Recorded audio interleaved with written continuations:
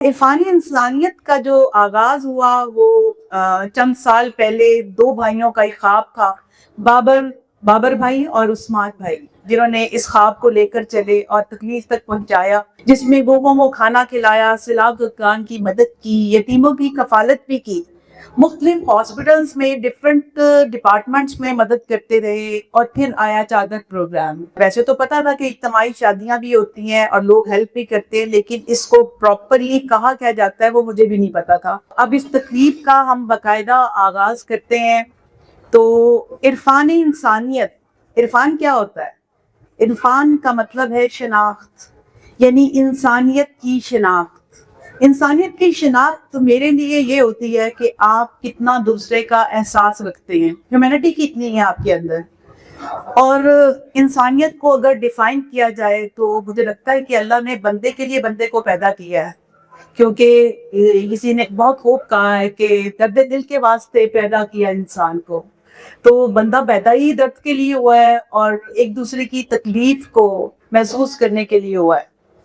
तो इरफानी इंसानियत का जो आगाज हुआ वो चंद साल पहले दो भाइयों का एक ख्वाब था। बाबर बाबर भाई और उस्मान भाई, जिन्होंने इस ख्वाब को लेकर चले और तकलीफ तक पहुंचाया, और माशाल्लाह उसको इस जगह तक ले गए कि उसमें से किसी एक शोबे तक महदूद नहीं रहे।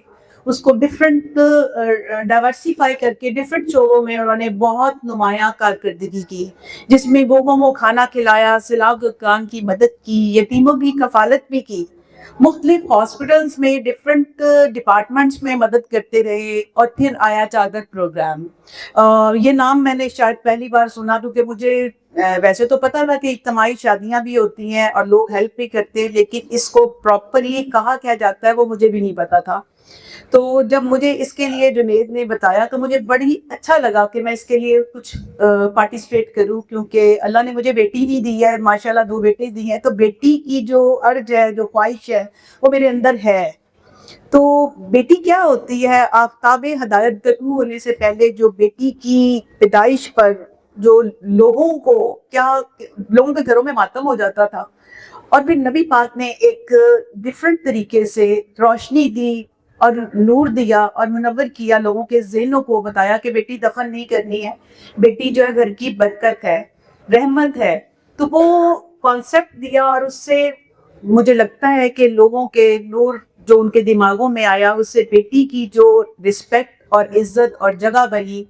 और आज जो बेटी का मकाम है वो मुझे लगता है कि बेटे से कहीं आगे है। मैं इस बारे में मुख्तलिफ जो चीज़ें देखते हुए मुझे पता चला कि जो हज़रत फातिमा के लिए नबी पाक की मोहब्बत थी वो किसी के लिए नहीं थी। वो अपनी बेटी को इज्जत देते थे, उसके लिए खड़े हो जाते थे, उनके हाथ पर प्यार करते थे, उनके लिए बैठने के लिए अपनी जगह देते थे। तो बेटियां जो ये कहते हैं कि सांझी होती हैं, तो वाकई बेटियां साझी होती हैं।